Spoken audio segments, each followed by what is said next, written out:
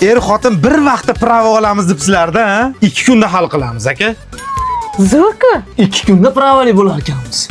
Naqd to'laysizmi, kartadanmi? Tezlashing. Kartadan tashab qo'ydim, chumchuqcham. Ishoning, hal qilamiz dedim-ku. Hozir 1 minut. Aka, nima bo'ldi? Ha, xotin. 2 kunda hal qilamiz. Aniq a? Точно. Siz bugun to'lov qilasizmi? 2 kun deyapti. Sizlar aka-ukaga o'xshayapsizlar, ha? Bo'ldi, xotirjam bo'linglar. Bizi prava qachon tayyor bo'ladi, aka? Xotin. Ha? 2 kunda tayyor bo'ladi, aka. Aniqmi?